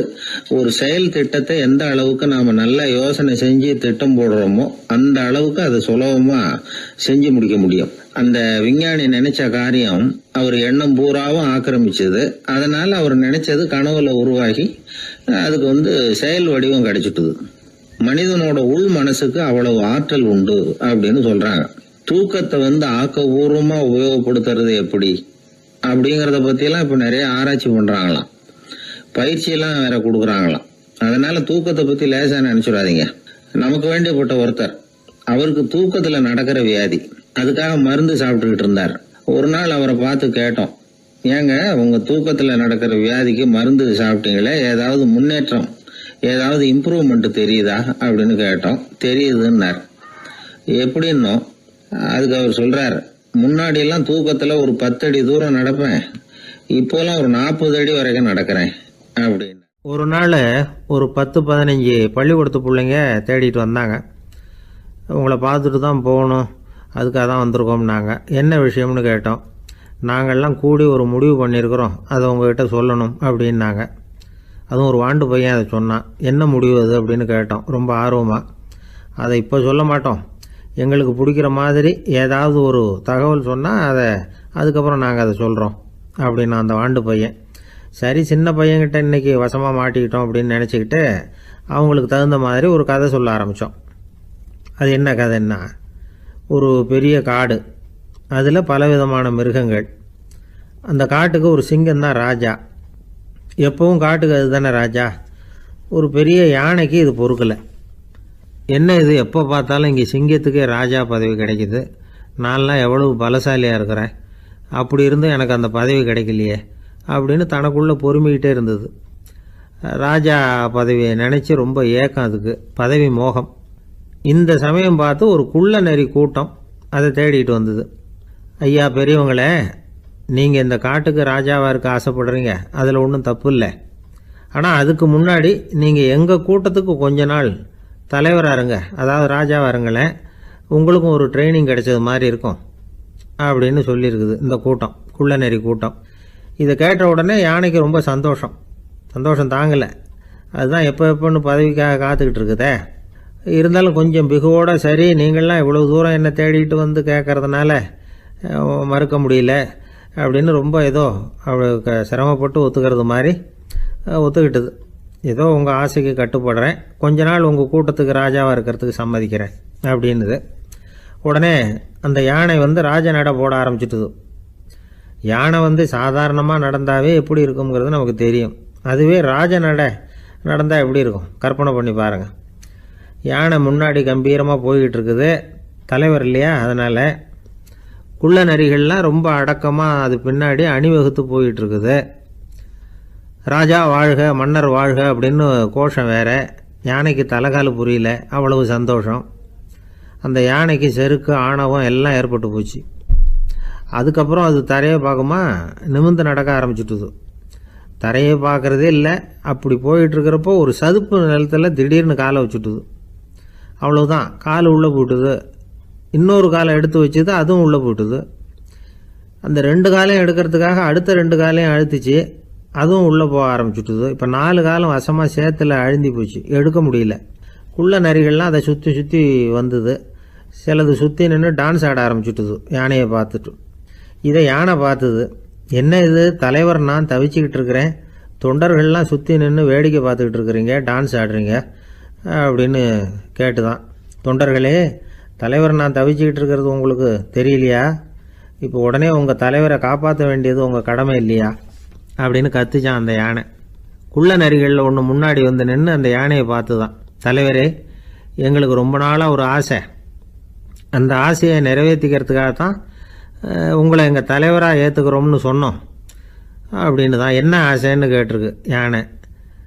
யானை கறி சாப்பிட்டு பார்க்கணுங்கிறது எங்களுக்கு ரொம்ப நாளாக ஆசை, அது இன்றைக்கி தான் நிறைவேற போகுது அப்படின்னு தான் அந்த நரி. இதை கேட்ட உடனே அந்த யானை அப்படியே மூர்ச்சி ஆகிட்டு தான். நரிகள்லாம் அது மேலே ஏறி குதற ஆரம்பிச்சுட்டு தான். பதவி மேலே இருந்த பேராசை அந்த பலசாலியான யானையையே மாட்டி விட்டுட்டுது பார்த்தீங்களா அப்படின்னு சொல்லி முடித்தோம் இந்த கதையை அந்த சின்ன பிள்ளைங்கக்கிட்ட. சரிங்க, இப்போ நாங்கள் உங்களை தேடி வந்த விஷயம் என்னங்கிறத சொல்லவா அப்படின்னா ஒரு வாண்டு பையன். சீக்கிரம் சொல்லு தம்பி, சஸ்பென்ஸ் தாங்கலை அப்படின்னோம். அவன் மெதுவாக எங்களை பார்த்து சொல்கிறான், எங்களுக்கு கொஞ்ச நாள் நீங்கள் தலைவராக இருந்தால் தேவலை அப்படின்னா. ஒரு நண்பர் சினிமா படம் தயாரிக்கிறவர், அவர்கிட்ட ஒரு நாள் பேசிக்கிட்டு இருந்தேன். அது எப்படி சார், நீங்கள் எடுக்கிற எந்த படமும் கையை கடிக்காத அளவுக்கு எடுத்துடுறீங்களே, அது எப்படின்னு கேட்டேன். அது ஒன்றும் பெரிய விஷயம் இல்லை சார், பெண்களுக்குன்னு சில உருக்கமான காட்சிகள், இளைஞர்களுக்குன்னு சில நடனங்கள், அடிதடி காட்சிகள், அப்புறம் வயசானவங்களுக்குன்னு சில ஆன்மீக காட்சிகள், சின்ன பிள்ளைங்களுக்கு சிரிப்பு, இப்படி எல்லாமும் சேர்த்து நான் படம் எடுக்கிறேன். மசாலா படம்னு பேர். இது ரொம்ப பெருசாக இல்லைன்னாலும் ஓரளவுக்கு சுமாராக ஓடிடும், கையை கடிக்காது அப்படின்னார். இது ஒரு உத்தி. சில பத்திரிகை ஆசிரியர்களும் இந்த உத்தியை கையாளுறது உண்டு. இந்த உத்திக்கு பார்னம் உத்தி அப்படின்னு பேர், பார்னம் எஃபெக்ட் அப்படின்னு சொல்லுவாங்க. அதாவது ஃபீனியஸ் டி பார்னம் அப்படின்னு ஒருத்தர் அமெரிக்காவில் இருந்தாராம். அதாவது 19ஆம் நூற்றாண்டில் அமெரிக்காவில் கொடிகட்டி பறந்த ஒரு சர்க்கஸ் நிறுவனத்தின் அதிபர் அவர். இந்த உலகத்தில் ஒவ்வொரு நிமிஷமும் ஒரு ஏமாளி பறந்துக்கிட்டே இருக்கிறான் அப்படிங்கிறது அவருடைய சித்தாந்தம். ஒவ்வொருத்தரையும் திருப்திப்படுத்துகிற அளவுக்கு அம்சங்களை கொஞ்சம் கொஞ்சமாக கலந்து கேளிக்கை நிகழ்ச்சிகளை நடத்தினது தான் அவருடைய மகத்தான வெற்றிக்கு காரணம். அதனால் அந்த உத்தியை யார் கடைப்பிடிச்சாலும் சரி, அதுக்கு பார்னம் உத்தி அப்படின்னு பேர் வந்துட்டுது. ஜோசியம் சொல்கிறவங்களுக்கும் இந்த உத்தி தான் கை கொடுக்குது. ஒரு விஷயத்த ஒருத்தருடைய கோள் நிலைகள் அல்லது கையெழுத்து நிரூபிக்கிறதாக அவர்கிட்ட சொன்னால் அதை அவர் நம்பிவிடுவார். ஆனால் அந்த விஷயம் நல்லதாக இருக்கணும், நேர்மையானதாக இருக்கணும், அதாவது பாசிட்டிவாக இருக்கணும். 8ஆம் இடத்துல குரு, 9ஆம் இடத்துல சனி, நீங்கள் ஒரு பெரிய மேதை தான் அப்படின்னு சொல்லுவாங்க. கேட்குறவங்களுக்கு அதை மறுக்கிறதுக்கு மனசு வராது. அப்படி சொல்லும் பொழுது கூடவே என்ன கொஞ்சம் முன்கோபம் அதிகமாக இருக்கும், இருந்தாலும் அது உடனே மறைஞ்சிரும் அப்படின்னு சில அற்ப விஷயங்களையும் சொன்னாலும் அதையும் சரிதான்னு சொல்லி ஒத்துக்குவாங்க. ஆளுமையை எடை போடுகிற ஒரு நிறுவப்பட்ட உத்தியின் மூலமாக தன்னுடைய குணாதிசயங்கள் கண்டுபிடிக்கப்பட்டதாக அவர் நம்புறது தான் இதுக்கு காரணம். இந்த மாதம் பணத்தட்டுப்பாடு கொஞ்சம் இருக்கும், உடம்புல ஏதாவது கொஞ்சம் அசௌகரியம் இருக்கும், வீட்டுக்குள்ளே லேசாக மனஸ்தாபம் வரலாம், இது மாதிரி பொதுப்படையாக சிலதை சொன்னாலே போதும், மக்களை நம்ப வச்சுடலாம். இதெல்லாம் நமக்கு மட்டும்தான் ஏற்படுது அப்படின்னு சொல்லி அவங்க நினைக்கிறது தான் காரணம். இதுதான் பார்னம் உத்திங்கிறது. மனிதர்கள் பாராட்டுகளை விரும்புகிறதும் விமர்சனங்களை வெறுக்கிறதும் பார்னம் உத்தியின் அடுத்த கூறு. அதனால் ஒருத்தருக்கு ஜோசியம் சொன்னாலும் சரி, அவருடைய ஆளுமையை மதிப்பிடுறதாக இருந்தாலும் சரி, அவரை புகழற மாதிரி இருந்தாலும் சரி, அப்படி இருந்தால் தான் அது சரியாக இருக்கும். சாதகமான விஷயங்களை அதிகமாகவும் பாதகமான விஷயங்களை நாசூக்காகவும் சொன்னால் மக்கள் அதை நம்பிவிடுவாங்க. ஒருத்தரை கருமின்னு சொன்னால் ஏற்றுக்க மாட்டார். அதையே கொஞ்சம் மாற்றி நீங்கள் கொஞ்சம் சிக்கனமான ஆசாமி அப்படின்னு சொன்னால் நீங்கள் சொல்கிறது சரிதான் சார் அப்படிம்பார். நீங்கள் பெரிய செலவாளி தான், இருந்தாலும் நல்ல விஷயங்களுக்கு தான் செலவழிப்பீங்க அப்படின்னு சொல்லணும். இப்படி இந்த பார்னம் உத்தியை கடைபிடிச்சி இன்னைக்கு வெற்றிகரமாக காலம் தள்ளுறவங்க நிறைய பேர் இருக்கிறாங்க. இந்த உலகத்தில் ஒவ்வொரு நிமிஷமும் ஒரு ஏமாளி பறந்துக்கிட்டே இருக்கிறான் அப்படிங்கிறது தான் ஃபீனியஸ் பார்னம் அவர்களுடைய நம்பிக்கை. அதை விட அடுத்தவங்களை ஏமாளியாக நினைக்கிற மனுஷர்கள் தான் இன்னைக்கு உலகத்தில் ரொம்ப அதிகம். ஒருத்தர் தன்னுடைய மேலதிகாரிகிட்ட போய், ஐயா ஒரு நாள் லீவு வேணும், என் தங்கச்சிக்கு கல்யாணம் அப்படின்னார். அவர் பார்த்தார், ஒரு 10 நிமிஷம் வெளியில் இருங்கன்னார். 10 நிமிஷம் கழித்து கூப்பிட்டார், இதை பாருங்க, நீங்கள் சொல்கிறது பொய், இப்போ உங்கள் தங்கச்சிக்கு ஃபோன் பண்ணேன், அவங்க தனக்கு 2 வருஷத்துக்கு முன்னாடியே கல்யாணம் ஆகிட்டதாக சொல்கிறாங்க அப்படின்னார். உடனே இவர் சொன்னார், சார் இப்போ நீங்கள் சொல்கிறதும் பொய்யா தான் இருக்கணும், ஏன்னா நிஜமாக எனக்கு ஒரு தங்கச்சியே கிடையாது அப்படின்னார். ஒரு பெரிய காடு, அந்த காட்டுக்கு மத்தியில் ஒரு ஆசிரமம், அங்கே ஒரு முனிவர் இருந்தார். பல இடங்கள்லேருந்து வர்ற குழந்தைகளுக்கு அவர் பாடம் சொல்லி கொடுத்துக்கிட்டு இருக்கிறார். ஏழை பணக்காரர் அப்படிங்கிற வித்தியாசம்லாம் கிடையாதுங்க. எல்லாரும் அவர்கிட்ட தங்கள் பிள்ளைகளை அனுப்பி வச்சாங்க. மன்னர்களுடைய பிள்ளைங்க கூட அங்கே அவர்கிட்ட தான் படிக்கிறதுக்கு வருவாங்க. ஆனால் அந்த முனிவரை பொறுத்த வரைக்கும் எல்லா பிள்ளைங்களும் ஒன்று தான். இது யார் வீட்டு பிள்ளைன்னெல்லாம் பார்க்க மாட்டார், எல்லாரும் சமம். மாணவர்கள்லாம் அங்கேயே மாத கணக்கில் வருஷ கணக்கில் தங்கியிருந்து பாடம் கற்றுக்கிட்டு போகிறது வழக்கம். அவராக பார்த்து போன்னு சொல்கிற வரைக்கும் அங்கேயே இருக்கணும், படிக்கணும், குருகுல வாசம். ஒரு சமயம் ஒரு ராஜகுமாரனும் அவர்கிட்ட படிச்சுக்கிட்டு இருந்தான். அவனுக்கு ஒரு 15 வயசு இருக்கும். சில வருஷம் கழித்து அந்த முனிவர் தன்கிட்ட இருக்கிற மாணவர்களுக்கெல்லாம் பரீட்சை வச்சார். அவங்களுடைய அறிவு முதிர்ச்சியை கணிக்கிறதுக்காக பல சோதனைகள்லாம் வச்சார். ஒவ்வொருத்தராக பார்த்து, இனிமேல் நீங்கள் உங்கள் வீட்டுக்கு போகலாம் அப்படின்னு சொல்லி அனுப்பி வச்சுக்கிட்டு இருக்கிறார். எல்லாரும் போயிட்டாங்க. கடைசியாக மிஞ்சி இருந்தது ஒரே ஒரு மாணவன். அவனை மட்டும் வீட்டுக்கு அனுப்பலை. யார் அந்த பையன் தெரியுமா? அவன்தான் அந்த ராஜகுமாரன். ராஜகுமாரனுடைய தந்தைக்கு, அதுதான் அந்த ராஜாவுக்கு, அங்கே வயசு ஏறிக்கிட்டே போகுது. என்ன இது, படிக்க போன பையன் இன்னும் திரும்பி வரலையே அப்படின்னு நினச்சார். வந்துட்டா சீக்கிரமாக அவனுக்கு பட்டம் கட்டிவிட்டு நாம் விலகிக்கலாமே அப்படின்னு நினச்சார். கல்யாணம் வேற பண்ணி பார்க்கணும் பையனுக்கு. ஆனால் பையன் வர்ற வழியை காணும். ராஜா பார்த்தார், சரி நேர்லேயே போய் என்னன்னு தெரிஞ்சுட்டு வந்துடுவோம் அப்படின்னு காட்டுக்கு புறப்பட்டார். அங்கே போய் முனிவரை பார்த்தார். முனிவர் இவரை அன்பாக வரவேற்று உட்கார வச்சார். அதுக்கப்புறம் ராஜா மெதுவா, எல்லாரையும் வீட்டுக்கு அனுப்பி வச்சுட்டிங்களாமே, ஏன் பிள்ளைய மட்டும் அப்படின்னு சொல்லி மெதுவாக இழுத்தார். முனிவர் இதுக்கு உடனே பதில் சொல்லலை. ராஜாவை கூப்பிட்டுட்டு போய் விருந்தினர் குடிசையில் தங்க வச்சார். அதுக்கப்புறம் சொன்னார், உங்கள் மகன் எல்லா பாடங்கள்லேயும் முதல் இடம் வாங்கியிருக்கான். இப்படி முதலாவதாக வர்ற மாணவனுக்கு நாங்கள் இன்னொரு தேர்வு வைக்கிறது வழக்கம். அதுலேயும் அவன் முதலாவதாக வந்துட்டான்னா அவன் ஒரு பெரிய வித்வான் அப்படிங்கிற கௌரவத்தை அடைஞ்சிருவான் அப்படின்னார். அதாவது முனிவர் அப்படி சொல்கிறார். அப்படி சொல்லிவிட்டு போயிட்டார். அவர் ராஜா அங்கேயே தங்கிட்டார். ராத்திரி படுத்து தூங்கினார். காலையில் எழுந்திரிச்சு அந்த குடிசைக்கு வெளியில் வந்தார் பல்லு விளக்கிறதுக்காக. அந்த சமயத்தில் தூரத்தில் ஒருத்தன் ஒரு கையில் கோடாலியை வச்சுக்கிட்டு தலையில் ஒரு பெரிய விறகு கட்டை சுமந்துக்கிட்டு வந்துக்கிட்டு இருக்கிறது மாதிரி தெரிஞ்சுது. யாராவது விறகு வெட்டியாக இருக்கும் அப்படின்னு நினச்சார் ராஜா. கிட்ட வந்ததும் உத்து பார்க்குறாரு. பார்த்தா அது தன்னோட புள்ள. திகைச்சு போயிட்டார். என்ன இது, ஒரு ராஜகுமாரனை கூட இது மாதிரி வேலையெல்லாம் செய்ய சொல்கிறாங்களே அப்படின்னு நினச்சார். ராஜகுமாரன் விறகு கட்டை கொண்டுகிட்டு போய் கொல்லை பக்கம் வச்சான். அந்த சமயம் முனிவர் அங்கே வந்தார். என்ன மகனே, விறகு வெட்டிட்டு வந்துட்டியா? சரி, இப்போ ஒரு துடைப்பத்தை எடுத்துக்கோ, விருந்தினர் குடிசையின் வாசல் பக்கத்தை கூட்டி பெருக்கி சுத்தம் பண்ணு போ அப்படின்னார். அப்படியே செய்கிறேன் குருவே அப்படின்னு சொல்லிவிட்டு போனான். சுத்தம் பண்ண ஆரம்பிச்சுட்டான். ராஜா பார்த்தார் இதை. உடனே ஓடியாந்தார். மகனே, என்ன காரியம் பண்ணுற? துடைப்பத்தை கீழே போடுனார். இப்போ அந்த ராஜகுமாரன் சொல்கிறான், தந்தையே, இது என்னுடைய குருதேவரோட உத்தரவு. இங்கே நான் ஒரு மாணவன். இங்கே அரசனும் ஒன்று தான், ஆண்டியும் ஒன்று தான். குருதேவர் சொல்கிறத மறுக்காமல் செய்கிறது தான் எங்கள் கடமை அப்படின்னா. இந்த சமயம் முனிவர் அங்கே வந்தார். இவனை முதுகில் தட்டி கொடுத்தார். அப்புறம் ராஜா கிட்ட சொன்னார், அரசே, உங்கள் புள்ள எங்கள் கடைசி தேர்வுலையும் வெற்றி பெற்றுட்டான். பணிவு தான் மாணவர்களின் மிக உயர்ந்த குணம். குருநாதர் சொல்றது மனசுக்கு பிடிக்கலன்னா கூட மறுக்காம செய்யணும். அப்படி செய்யறதுனால எதை செய்யலாம் எதை செய்யக்கூடாது அப்படிங்கிற விவேகம் அவங்களுக்கு வந்துடும். செய்யக்கூடாததை கூட பெரியவங்க சொல்லிவிட்டா செஞ்சுதான் ஆகணும் அப்படிங்கிற பணிவு அவங்களுக்கு வந்துடும். இந்த குணம் வந்துட்டுதுன்னா அவங்க எத்தனை கடினமான வேலையாக இருந்தால் கூட ரொம்ப சுலபமாக செஞ்சு முடிச்சிருவாங்க. தூக்கத்திலேயும் அப்புறம் துக்கத்திலேயும் தோண்டு போட மாட்டாங்க. இந்த பணிவும் விவேகமும் அவங்கக்கிட்ட மன உறுதியை ஏற்படுத்தும். அந்த உறுதி உங்கள் பையனுக்கு வந்தாச்சு. இனிமேல் அவனை நீங்கள் அழைச்சிட்டு போகலாம். அவன் நிச்சயமாக பேரும் புகழும் பெறுவான் அப்படின்னார். ராஜா அவரை பார்த்து, குருதேவா, புரிஞ்சுக்கிட்டேன், என்னை மன்னிக்கணும் அப்படின்னாரு. அதுக்கப்புறம் மகனை அழைச்சிக்கிட்டு நாட்டுக்கு திரும்பி வந்துட்டார். இந்த கதையை இன்று ஒரு தகவலில் சொல்லுங்கள் சார், உங்கள் நிகழ்ச்சியில் சொல்லுங்கள் சார் அப்படின்னு சொல்லி மாணவர்கள் கேட்டால் பணிவாக இருக்கிறது எப்படி அப்படிங்கிறத புரிஞ்சுக்குவாங்க அப்படின்னு சொன்னார் ஒருத்தர். சரி சொல்லுவோம், அதுக்கு முன்னாடி நேர்லேயே ஒரு பையன்கிட்ட சொல்லி பார்க்கலாமே அப்படின்னு தோணுச்சு. உடனே ஒரு பையனை கூப்பிட்டோம். ஏன்பா, உங்கள் வாத்தியார் உனக்கு இது மாதிரி ஒரு பரீட்சை வச்சா என்ன பண்ணுவேன் அப்படின்னு கேட்டோம். நானும் அப்படி தான் சார் நடந்துக்குவேன். விறகு வெட்டுவேன், தொடப்பத்தினால கூட்டி சுத்தம் பண்ணுவேன், உடனே செஞ்சு முடிச்சிருவேன் சார் அப்படின்னா. பலே பரவாயில்லையே அப்படின்னோம்.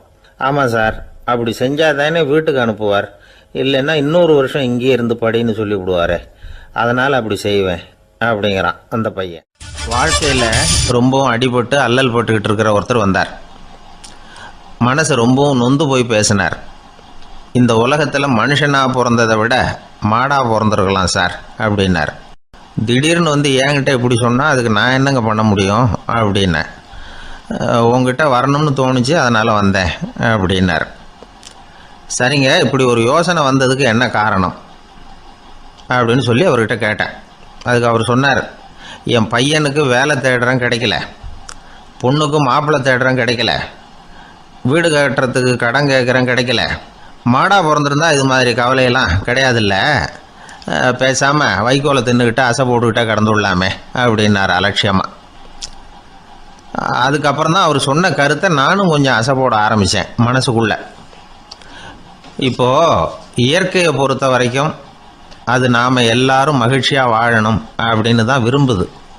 விலங்குகள், பறவைகள், தாவரங்கள், அப்புறம் மற்ற உயிரினங்கள் எல்லாமும் நல்லபடியாக இருக்கணும் அப்படிங்கிறது தான் இயற்கையோட விருப்பம். அதில் ஒன்றும் சந்தேகம் இல்லை. இயற்கையோட அமைப்பை கொஞ்சம் கவனித்து பார்த்தா அதை நாம் நல்லா புரிஞ்சுக்கலாம். இருந்தாலும் இந்த ஆள் சொன்னதை கேட்ட பிறகுதான் ஒரு முக்கியமான வேறுபாடு புரிஞ்சுது. அதாவது இந்த உலகத்தில் உள்ள முக்கியமான பிரச்சனைகள் 6. அந்த 6 பிரச்சனைகளும் ஆடு மாடுகளுக்கு கிடையாது, மரம் செடி கொடிகளுக்கு கிடையாது. ஆனால் மனுஷன் அந்த 6 பிரச்சனைகளையும் சந்திக்க வேண்டியிருக்கு. சரி, அந்த 6 பிரச்சனைகள் என்னென்ன தெரியுமா? முதல்ல இந்த ஆடு மாடுலாம் நமக்குன்னு சொந்தமாக ஒரு வீடு இல்லையே அப்படின்னு கவலைப்பட்டுக்கிட்டு இருக்கிறதில்ல. ஆனால் மனிதனுக்கு வீடு தேவைப்படுது. இது ஒரு வித்தியாசம். இப்போ 2வது பிரச்சனை என்னென்னா ஆடை பிரச்சனை. ஒரு கோழியோ சேவலோ நாம் போட்டுக்கிறதுக்கு ஒரு சட்டை இல்லையே அப்படின்னு கவலைப்படுறதில்ல. ஆனால் மனுஷனுக்கு அந்த கவலை உண்டு. சரி, இப்போ 3வது என்னன்னு பார்த்தா கல்வி பிரச்சனை. ஒரு பசுமாடு கவலையோடு நின்றுக்கிட்டு இருக்கு அப்படின்னு வச்சுக்குவோம். நீங்கள் அதுக்கிட்ட போய் ஏன் பசுமாடை கவலையோடு நின்றுக்கிட்டு இருக்கிற அப்படின்னு கேட்குறீங்க. என் கண்ணுக்குட்டிக்கு எல்கேஜியில் இடம் கிடைக்கல, டொனேஷன் கொடுக்கறதுக்கு கையில் பணமும் கிடையாது, சிபாரிசுக்கு யாரை பிடிக்கிறதுன்னு தெரியல, இப்படியா சொல்லிகிட்டு இருக்கோம். அதுக்கு அந்த கவலையெல்லாம் கிடையாது. ஆனால் மனிதனுக்கு அந்த கவலை உண்டு. 4வது என்னன்னு பார்த்தீங்கன்னா வேலைவாய்ப்பு பிரச்சனை. வேலை கிடைக்கலையே அப்படின்னு வேப்ப மரம் கவலைப்படுறதில்ல, ஆனால் மனுஷன் கவலைப்படுறான். 5வது என்னன்னு பார்த்தா கல்யாண பிரச்சனை. எருமை மாடு பசு மாடு எல்லாம் பொண்ணுக்கு மாப்பிள்ளை தேடிக்கிட்டாலே இது பேப்பரில் மணமகன் தேவை அப்படின்னு விளம்பரமாக கொடுக்குது, அதெல்லாம் கிடையாது. 6வது என்னன்னு பார்த்தீங்கன்னா பணம் சம்பந்தமான பிரச்சனை. ஆடு மாடுலாம் பணத்தை சேமிக்கணும்னோ ஏதாவது நிதி நிறுவனத்தில் முதலீடு பண்ணணும்னோ நினச்சிக்கிட்டு இருக்கிறதில்ல. பணத்தை எப்படி காப்பாற்றுறது அப்படிங்கிற கவலையும் அதுகளுக்கு கிடையாது. குதிரை குளம்போடு பிறக்குது, அதனால் அது காடு மேடெல்லாம் கவலை இல்லாமல் தெரியலாம். ஆடு உடம்புல ரோமத்தோடு பிறக்குது, அதனால் அது குளிரை பற்றி கவலைப்பட வேண்டிய அவசியம் இல்லை. ஆனால் மனுஷனை பார்த்திங்கன்னா அவன் தான் ஒன்றுமில்லாமல் பிறக்கிறான். ஏன் இந்த பாகுபாடு அப்படின்னு கேட்டால் இதை பற்றி கொஞ்சம் சிந்திச்சு பார்க்கணும். அதாவது இந்த சந்தேகத்தை ஒரு பெரியவர்கிட்டையும் கேட்டேன். அவர் சொன்னார் இதுக்கு பதில். அவர் இதே கேள்வியை இயற்கை கிட்ட கேட்டாராம். இயற்கை பதில் சொல்லிச்சான். வேற யாருக்கும் கொடுக்காத ஒரு வலுவான கருவியை, ஒரு பவர்ஃபுல் வெப்பன் மனுஷனுக்கு கொடுத்துருக்குறேன்னு, அந்த கருவியை உபயோகப்படுத்தி அந்த 6 பிரச்சனையை மட்டும் இல்லை 6 கோடி பிரச்சனைகள் இருந்தாலும் அதையெல்லாம் சமாளிக்கலாம். அது கருவி என்ன தெரியுமா? அதுதான் 6வது அறிவு. அதை உபயோகப்படுத்தினா காலுக்கு செருப்பு தயார் பண்ணிக்கலாம், குளிருக்கு போர்வை தயார் பண்ணிக்கலாம், என்ன வேணும்னாலும் செய்யலாம் அப்படின்னு இயற்கை பதில் சொல்லிச்சான். அதனால் நாம் செய்ய வேண்டியது என்னென்னா இயற்கையை முதல்ல சரியாக புரிஞ்சுக்கணும். இயற்கையின் படைப்பையே நாம் சரியாக புரிஞ்சுக்கிறது இல்லையா, அதுதான் வேதனை. இந்த கதையை கேளுங்க. இப்போ நகரத்திலேருந்து ஒரு ஆள் கிராமத்துக்கு வந்தான். அங்கே ஒரு சிறுவன் மாடு மேய்ச்சிக்கிட்டு இருந்தான். நகரத்து ஆள் சொன்னான், எவ்வளோ அழகான பசு, அது சரி இதுக்கெல்லாம் ஏன் கொம்பு இல்லைன்னா. இதுக்கு அந்த பையன் பதில் சொன்னான், பசுமாட்டுக்கு கொம்பு இல்லாததுக்கு பல காரணங்கள் உண்டு. கண்ணுக்குட்டியாக இருந்தால் கொம்பு இருக்காது, பசு வளர்ந்து பெருசானதுக்கு அப்புறம் தான் கொம்பு முளைக்கும், இது ஒரு காரணம். சில சமயம் வளர்கிற கொம்பை எடுத்து விடுறது உண்டு, அது ஒரு காரணம். ஆனால் இதுக்கு ஏன் கொம்பு இல்லைன்னு கேட்குறீங்க. அதுக்கு என்ன காரணம்னா இது பசு இல்லை குதிரை அப்படின்னா. ஒரு ஊரில் ஒரு மன்னர் இருந்தார். அந்த ஊரில் அடிக்கடி சேவல் சண்டை நடக்கிறது வழக்கம். அரண்மனையில் ஒரு ஆள் இருந்தான். மன்னருக்காக அவன் ஒரு சேவல் வாங்கிட்டு வந்தான். சண்டை போடுறதுக்காக அந்த சேவலை தயார் பண்ணிகிட்டு இருந்தான். கொஞ்ச நாள் ஆச்சு. மன்னர் அந்த ஆளை கூப்பிட்டார். என்னப்பா சேவல் தயாராகிட்டுதா அப்படின்னு கேட்டார். இன்னும் அது தயாராகல மன்னா, இன்னும் வளரல, அதுக்கான தகுதி இன்னும் அதுக்கு வரல அப்படின்னா. எதனால் அப்படி சொல்கிறேன்னாரு. கோபம் ரொம்ப கடுமையாக இருக்குது அப்படின்னா. சரி அப்படின்னு விட்டுட்டார். மறுபடியும் கொஞ்ச நாள் ஆச்சு. இப்போ எப்படி நிலைமை, சேவல் தயாரா அப்படின்னார். இன்னும் இல்லை அரசே, மற்ற சேவல் எங்கேயாவது கூவுற சத்தம் கேட்டால் உடனே இது பரபரப்பாயிடுது, பக்கத்தில் ஒரு சேவலின் நிழலை கண்டா கூட இது பரபரப்பாயிடுது அப்படின்னா. சரி இன்னும் கொஞ்ச நாள் ஆகட்டும்னு விட்டுட்டார். கொஞ்ச நாள் ஆச்சு. இப்போ மறுபடியும் விசாரித்தார். இன்னும் நம்ம சேவலுக்கு அந்த தகுதி வரலமன்னா, போராட்ட உணர்வு அதுக்கு இன்னும் இருந்துக்கிட்டு தான் இருக்குது, உள்ளே மெதுவாக தான் எரிய ஆரம்பிச்சிருக்குது போராட்ட உணர்வு, அப்படி இருக்கக்கூடாது, அது பற்றி எரிய வேண்டாமா அப்படின்னா. இன்னும் கொஞ்ச நாள் ஆச்சு. இப்போ எப்படின்னு கேட்டார். இப்போ அவன் சொன்னான், மன்னா கிட்டத்தட்ட அது போருக்கு தயாராகிட்டுது அப்படின்னு நினைக்கிறேன்னா. எதனால் அப்படி சொல்கிற அப்படின்னு கேட்டார். மற்ற சேவலின் குரலை கேட்டால் அது அசைகிறதே இல்லை, ஒரு பொம்மை மாதிரி ஆயிடுது, அதுக்கு உள்ள ஒரு நுட்பமான விழிப்புணர்வு வந்துட்டுது, அதனால் அது அமைதியாக இருக்குது, மௌனமாக இருக்குது. இனிமே அதுக்கு இணையான சேவலே கிடையாது. வெற்றி பெற அது போராட வேண்டிய அவசியமே இல்லை. அதை பார்த்த உடனே எதிரி சேவல்கள் பயந்துட்டு ஓடி போடும் அப்படின்னு சொன்னானாம். அந்த சேவலை வளர்த்தவர் சி சிங் சு அப்படின்னு பேர். இந்த சுசுகி சொன்ன கதையும் அது. ஞானிகள் என்ன சொல்றாங்க தெரியுமா? அந்த சேவலின் ரகசியத்தை நீயும் கற்றுக்கொள், நீ அப்படி ஆயிடு, சண்டை போடாமலே வெற்றிகள் பெறுகிற நுட்பத்தை புரிந்துகொள். இதுதான் ஞானிகள் உபதேசம். ஒரு குரு கிட்ட ஒருத்தன் போயிருக்கிறான். எனக்கு சண்டை போட கற்றுக் கொடுங்கண்ணா. அதுக்கு என்ன செய்யணும்னார். என்ன உங்கள் மாணவனாக சேர்த்துங்கண்ணா. சரி, இப்போ உன்னுடைய பலம் என்னன்னு கேட்டிருக்கார். இப்போ நான் தனி ஆளாக இருந்து ஒரு 100 பேரை சமாளிப்பேன் நானா. சரி, அப்படின்னா என்னுடைய மாணவனாக உன்னை சேர்த்துக்கிறேன்ருக்கார். சேர்த்துக்கிட்டார். 6 மாதம் பயிற்சி கொடுத்தார். அதுக்கப்புறம் இவனை கூப்பிட்டு கேட்டார், இப்போ உன்னுடைய திறமை எவ்வளவுன்னு. இப்போ நான் தனி ஆளாக இருந்து ஒரு 50 பேரை சமாளிப்பேன் நானா. இன்னும் உனக்கு பயிற்சி தேவைன்னாராம். தொடர்ந்து சில நுட்பங்களை எல்லாம் சொல்லி கொடுத்துருக்கிறார். 1 வருஷம் ஆச்சு. எல்லாத்தையும் கற்றுக் கொடுத்துட்டார். அப்புறம் கூப்பிட்டு கேட்டார், இப்போ உன்னுடைய திறமை எப்படிப்பா, எதிரிகள் எத்தனை பேரை உன்னால் சமாளிக்க முடியும்னாராம். அவன் சொன்னான், ஐயா, எதிரிகளின் பலம் என்னங்கிறத புரிஞ்சிக்காம அதை நான் சொல்ல முடியாதுன்னு நானும். இனிமேல் உனக்கு பயிற்சி தேவையில்லை, போயிட்டு வான்னு அனுப்பி வச்சுட்டாரான். ஒரு உண்மையை நாம் புரிஞ்சுக்கணும். அதாவது அடிக்கிறதுக்கு நமக்கு துணிச்சல் தேவையில்லை, அடிக்காமல் இருக்கிறதுக்கு தான் துணிச்சல் தேவை.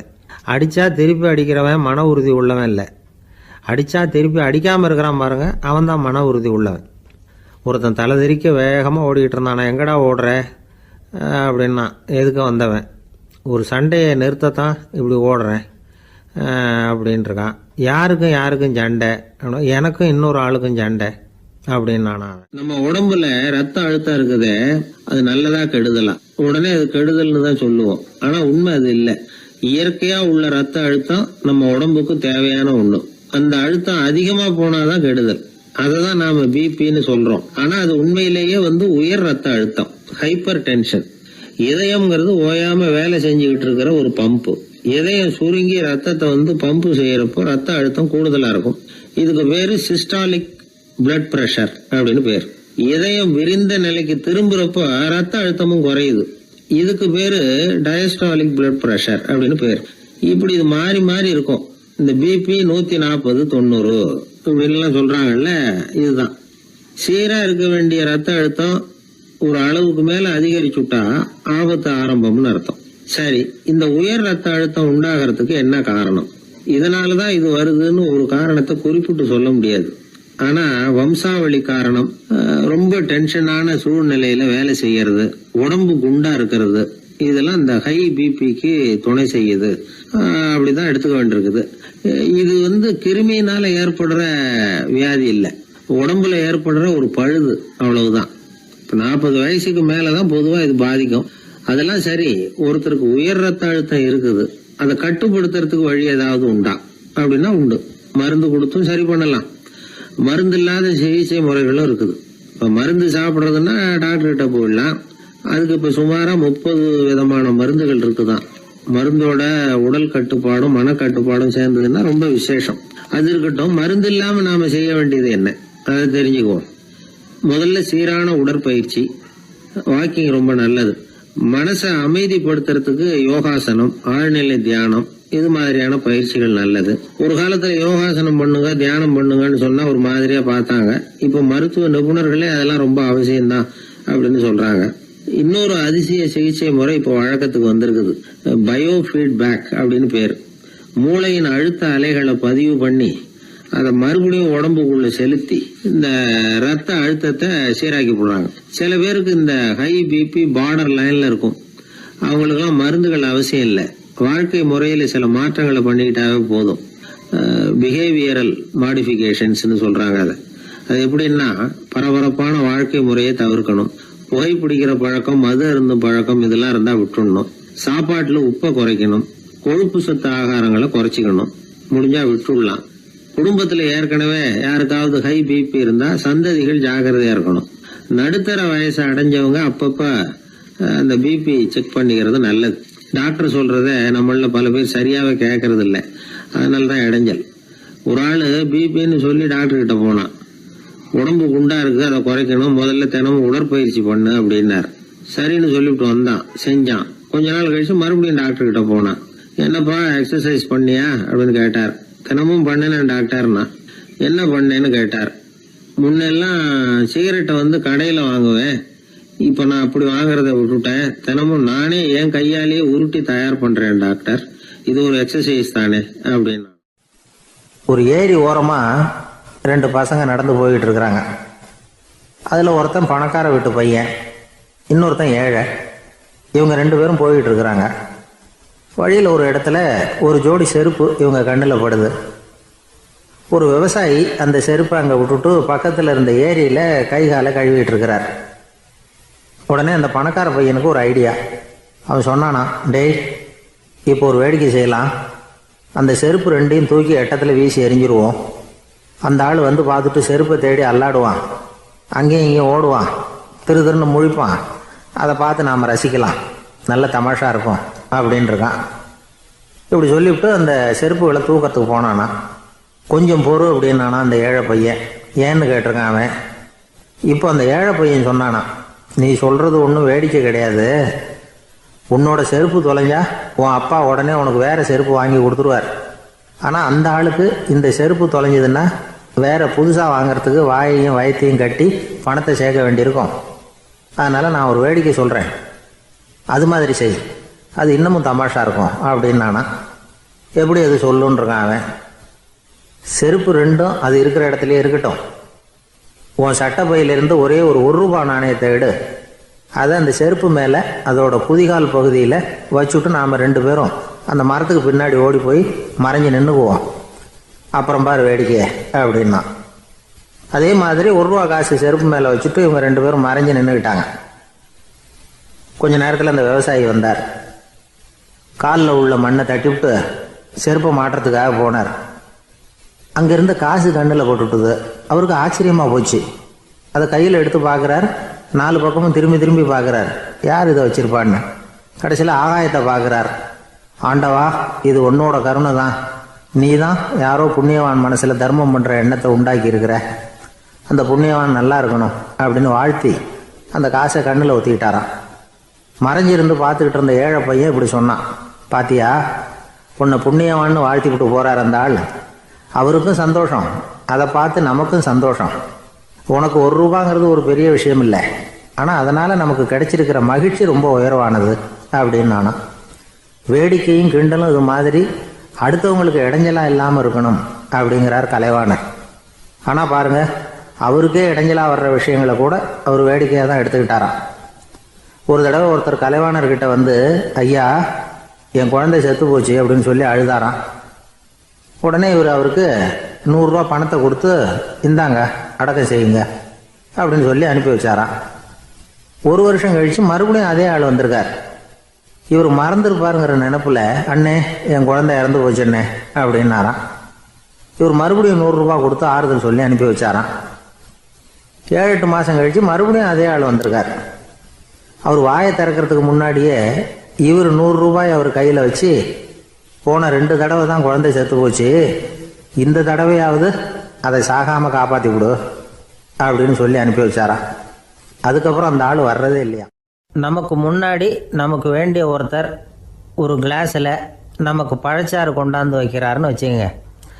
உடனே நாம் என்ன பண்ணுவோம், எடுத்து கிடுகிடுன்னு சாப்பிட்ருவோம் அடுத்தவங்க யாரும் வர்றதுக்குள்ள. அதை விட்டுட்டு அதை கொண்டாந்து வச்சவர்கிட்டயே அதோட விலை என்ன அப்படி இப்படின்னு நான் கேட்டுக்கிட்டு இருப்போம். நாம் கேட்க மாட்டோம். ஆனால் காந்திஜி அப்படி கேட்டாராம். எப்போ தெரியுமா, 1935. அந்த வருஷம் மே மாதத்தில் ஒரு நாள் காந்திஜி டெல்லியில் இருக்கிறார். அப்போ அவருக்கு 2 டம்ளர் மாம்பழச்சாறு கொண்டாந்து கொடுக்குறாங்க. அதை வாங்குறார். இதோட விலை என்ன அப்படின்னு கேட்டார் காந்திஜி. யாருக்கிட்ட கேட்டாருன்னா மனுபென் காந்திகிட்ட கேட்குறார். அவங்க தான் கொண்டாந்து கொடுக்குறாங்க. காந்திஜிக்கு உதவி செய்கிறதுக்காக அவர் கூடவே இருந்தவங்க அவங்ககிட்ட தான் கேட்குறாரு. காந்திஜி சும்மா வேடிக்கைக்காக இப்படி கேட்குறாருன்னு நினச்சிட்டாங்க அந்த அம்மா. அதுவும் இல்லாமல் அதோட விலையை கேட்டால் காந்திஜி நிச்சயமாக அதை சாப்பிட மாட்டார் அப்படிங்கிற பயம் வேறு. அதனால் அந்த அம்மா பதில் எதுவும் சொல்லாமல் கம்முன்னு இருந்துட்டாங்க. கொஞ்ச நேரம் ஆச்சு. அந்த பழச்சாறு வச்ச இடத்துல அப்படியே இருக்குது, வச்ச இடத்துல வச்சபடியே இருக்குது. காந்திஜி அதை சாப்பிடவே இல்லை. மனுபென் காந்தி பார்த்தாங்க. மெதுவாக காந்திஜிக்கிட்ட போய் அதை சாப்பிடுங்களேன் அப்படின்னாங்க. பழச்சாறு விலை என்னன்னு கேட்டேன். அதுக்கு பதில் இல்லை. அது முதல் தப்பு. பதிலை எதிர்பார்த்திருந்தும் அதை பற்றி விசாரிக்கலை. அது ரெண்டாவது தப்பு. இப்படி 2 தப்புகளை பண்ணிவிட்டு என்கிட்ட வந்து இதை சாப்பிடுங்கன்னு சொன்னால் அது எப்படி அப்படின்னு கேட்டாராம் காந்திஜி. மனுபென் காந்தி என்ன சொல்கிறதுன்னு தெரியாமல் திகைச்சு போய் நின்றுக்கிட்டு இருந்தாங்க. காந்திஜி தொடர்ந்து சொன்னாராம், இப்போ என் முன்னாடி வச்சிருக்கிற இந்த பழச்சாறு விலை சுமாராக ஒரு ₹1/2 இருக்கும். அது அந்த காலத்து மதிப்பு. இந்த பழச்சாறு இல்லாமல் கூட என்னால் இருக்க முடியும். ஆனால் அவசியமான பொருள்களை வாங்கிறதுக்கு கூட சக்தி இல்லாத மக்கள் இந்த நாட்டில் நிறைய பேர் இருக்கிறாங்க. அப்படி இருக்கிறப்போ எனக்கு என்னத்துக்கு இந்த விலை உயர்ந்த பானம்? இதை இப்போ நான் சாப்பிட்டா என் உடம்பு வேணும்னா ஆரோக்கியமாகலாம், ஆனால் என் மனசு அமைதி அடையாது. எனக்கு என்னுடைய உடல் ஆரோக்கியத்தை விட மன ஆரோக்கியம்தான் முக்கியம். அதனால் இதை நான் சாப்பிட மாட்டேன், எடுத்துகிட்டு போயிடு அப்படின்னாராம். அந்த சமயத்தில் ஒரு அகதி பொண்ணு 2 குழந்தைகளோட காந்திஜியை பார்க்குறதுக்காக வந்தது. வணக்கம் சொல்லிச்சு. காந்திஜி உடனே தனக்கு முன்னாடி இருந்த பழச்சாற்றை எடுத்து அந்த பொண்ணுக்கிட்டேயும் குழந்தைகள்கிட்டையும் கொடுத்து சாப்பிட சொன்னார். அவங்க அதை வாங்கி ரொம்ப சந்தோஷத்தோடு சாப்பிட்டாங்களாம். அதை பார்த்த காந்திஜி முகத்தில் ஒரு புன்னகை, ஒரு பரவசம், ஒரு திருப்தி. அவர் மனசு நிறைஞ்சி இருந்தது. அப்போ அவர் சொன்னாராம், ஆண்டவன் எனக்கு எப்பவும் சரியான சமயத்தில் கை கொடுப்பாருங்கிறது அதுக்கு இதுதான் அத்தாட்சி. நான் ஒரு இக்கட்டான சூழ்நிலையில் இருக்கிறப்ப கூட கடவுளின் கருணையால் அந்த சூழ்நிலை என்னை பாதிக்கலை. என் கூட இவ்வளோ நாள் பழகியும் கூட இங்கே இருக்கிறவங்க எனக்கு அதிக விலையுள்ள பழரசத்தை கொடுத்தாங்க. ஆனால் சரியான நேரத்தில் அதை சாப்பிட வேண்டியவங்களை என்கிட்ட அனுப்பி வச்சு என்னை சந்தோஷப்படுத்தினார் கடவுள். அவருக்கு நன்றி அப்படின்னாராம் மகாத்மா காந்தி. உடல் ஆரோக்கியத்தை விட மன ஆரோக்கியம்தான் எனக்கு முக்கியம்னு சொன்னார் பாருங்க. அதை நாம் எல்லாரும் மனப்பூர்வமாக இன்றைக்கி சிந்திச்சு பார்க்கணும். இந்த காலத்தில் எல்லாரும் அப்படியா நினைக்கிறாங்க? எனக்கு தெரிஞ்ச ஒருத்தர் இருந்தார். தினமும் காலையில் ஒரு காஃபி சாப்பிட உட்கார்ற நேரத்தில் பக்கத்து வீட்டுக்காரர் வந்து சேருவார் கரெக்டாக. உடனே அவரும் தனக்குன்னு வந்திருக்கிற காப்பியை எடுத்து மனப்பூர்வமாக பக்கத்து வீட்டுக்காரர்கிட்ட கொடுத்துருவார். அதுக்கப்புறம் அவருக்காக வேறு காப்பி போட்டு கொண்டாந்து கொடுத்தாலும் வேண்டான்னு சொல்லிடுவார். ஆண்டவனாக பார்த்து சரியான நேரத்தில் அவரை எங்கள் வீட்டுக்கு தினமும் அனுப்பி வைக்கிறார் அப்படிம்பார். ஏன் அப்படி சொல்கிறீங்க அப்படின்னு கேட்டோம் ஒரு நாள். அதுக்கு அவர் சொல்கிறார், எனக்கு என்னோட உடல் ஆரோக்கியம்தான் முக்கியம். இதை கடவுள் புரிஞ்சுக்கிட்டு எங்கள் வீட்டு காப்பியை சாப்பிட்றதுக்கு தினமும் அடுத்த வீட்டுக்காரனை அனுப்பி வைக்கிறார் அப்படின்னார் அவர். ஒரு கடற்கரை ஓரம், அங்கே ஒரு சின்ன கிராமம். அந்த கிராமத்தில் ஒரு சின்ன பள்ளிக்கூடம். கடற்கரை ஓரத்தில் உள்ள ஒரு விடுதியில் ஓய்வுக்காக ஒருத்தர் வந்து தங்கியிருக்கிறார். பள்ளிக்கூடத்தில் ஏதோ விழா நடக்கிறது மாதிரி தெரிஞ்சுது. உடனே அவர் அந்த பக்கமாக வந்தார். இங்கே என்ன நடக்குதுன்னு விசாரித்தார். பள்ளி ஆண்டு விழா நடக்குதுன்னாங்க. உடனே போனார். கண்காட்சி ஒன்று வச்சுருந்தாங்க. உள்ளே போய் பார்த்தார். பள்ளிக்கூடத்தில் படிக்கிற மாணவர்களே சொந்தமாக தயார் பண்ண பொருள்களை காட்சிக்கு வச்சுருக்கிறாங்க. அந்த ஊர் மக்கள்லாம் அதை கூட்டம் கூட்டமாக போய் பார்த்துக்கிட்டு இருக்கிறாங்க. இவரும் ஆர்வமாக அதையெல்லாம் பார்த்துக்கிட்டே போகிறார். ஒரு இடத்துல ஒரு சின்ன ரயில் செஞ்சு வச்சுருந்தாங்க, மாணவர்களே தயார் பண்ணது. மின்சாரத்தால் அது ஓடுறது மாதிரி பண்ணி வச்சுருந்தாங்க. அதில் ஒரு சின்ன பொத்தான் இருக்கும். அது அமுக்குனா ரயில் ஓடும், சுற்றி சுற்றி வரும். மாணவர்கள் எதிரில் நின்று அதுக்கு விளக்கம் கொடுத்துக்கிட்டு இருக்கிறாங்க. இவர் அதை கவனித்தார். ரயில் ஓடுறத பார்த்தார். அங்கே நின்றுக்கிட்டு இருந்த மாணவர்கள்கிட்ட விளையாட்டாக கேட்டார், ஏன்பா இந்த ரயில் எதனால் ஓடுது அப்படின்னு கேட்டார் இவர்.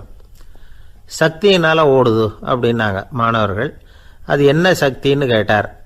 அதுக்கு பேர் மின்சாரம் அப்படின்னாங்க. சரி, நீங்கள் மின்சாரத்தை பார்த்துருக்குறீங்களா அப்படின்னார். நாங்கள் பார்த்தது இல்லைங்க, ஆனால் இதை செய்யறதுக்கு எங்களுக்கு உதவி பண்ண ஆசிரியர் ஒரு பட்டதாரி, ஒரு கால் அவர் பார்த்துருக்கலாம் அப்படின்னாங்க. அவர் எங்கே இருக்காருன்னு கேட்டார். இதோ அழைச்சிட்டு வர்றோம்னு ஓடினாங்க. அவர் அழைச்சிட்டு வந்தாங்க. அவர்கிட்ட ஒரு பெரியவர் கேட்டார், மின்சாரத்தை நீங்கள் பார்த்துருக்குறீங்களா அப்படின்னு. மின்சாரத்தை பார்க்குறதாவது நான் பார்த்ததே இல்லை. நான் பார்த்தது அது செயல்படுற விதத்தை தான். அது விளக்கை வந்து எரிய வைக்குது, ரயிலை ஓட வைக்குது, இது மாதிரி எத்தனையோ எந்திரங்களை வந்து செயல்பட வைக்குது. ஆனால் உண்மையிலேயே அது என்னன்னு எனக்கு தெரியாது. ஒருவேளை இந்த பள்ளிக்கூடத்து தலைமை ஆசிரியருக்கு தெரிஞ்சிருக்கலாம், ஏன்னா அவர் ஒரு மேல்நிலை பட்டதாரி அப்படின்னாராம் அவர். சரின்னு போய் தலைமை ஆசிரியரை கூப்பிட்டுக்கிட்டு வந்தாங்க. அவர்கிட்டையும் இதே கேள்வி கேட்டாராம் அவர். மன்னிக்கணும், இந்த கேள்வியை இதுவரைக்கும் யாரும் என்கிட்ட கேட்டதில்ல. சக்தியை யாரும் பார்க்க முடியாது, ஆனால் அது செயல்படும் விதத்தை தான் பார்க்க முடியும் அப்படின்னாராம் அவர். இப்போ இதுவரைக்கும் கேட்டுக்கிட்டு இருந்த பெரியவர் சிரிச்சார். சிரிச்சுட்டு சொன்னாராம், சரி, அதுக்காக ஒன்றும் கவலைப்படாதீங்க, என்னுடைய பெயர் தாமஸ் ஆல்வா எடிசன் அப்படின்னாராம்.